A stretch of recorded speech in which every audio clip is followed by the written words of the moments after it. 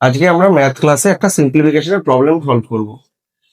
যদি 2 plus 1 by x plus 1 by y plus 1 by z সমান 37/13 হয়, তবে এক্স ওয়াই জেড তিনটের মান বের করতে বলেছে। তো আমরা প্রথমে লিখবো যা আছে দিকটা 2 plus 1 by x plus 1 by y plus 1 by Z.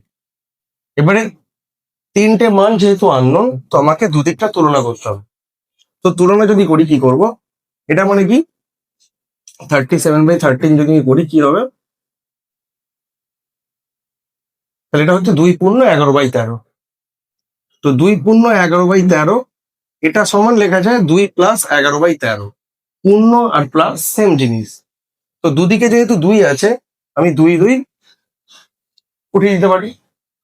তোমার দাঁড়ালো কি 1 plus x 1 by x plus 1 by y plus 1 by z সমান 11/13।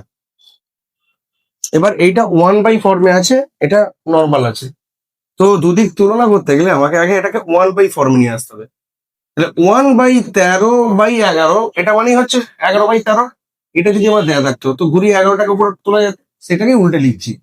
এবার দুদিকেই 1/1 আছে, তো যদি কোনাকুনি গুণ করতি তখন কি দাঁড়াবে, এটা এদিকে চলে আসবে x plus 1 by y plus z সমান, নিচের দুটো হরকে নিয়ে নিচ্ছি 13/11। 13/11 মানে কি 11 একে 11, 2 এ 13, 1 পূর্ণ 2 এর 11। এটা মানে হচ্ছে 1 প্লাস 2 এর 11।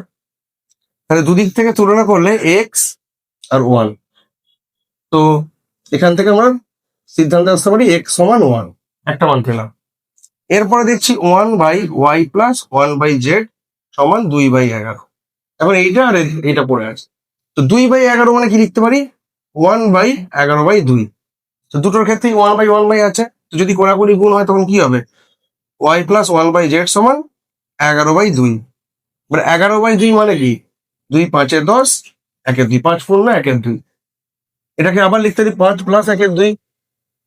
তাহলে ওয়াই আর 5, তাহলে এই দুটো আছে দুদিকের, এই দুটোকে আমি সমান করে দিলাম, তাহলে ওয়াই সমান 5 হয়ে গেল। এবার পড়ে রইল কি 1 বাই জেড সমান 1/2।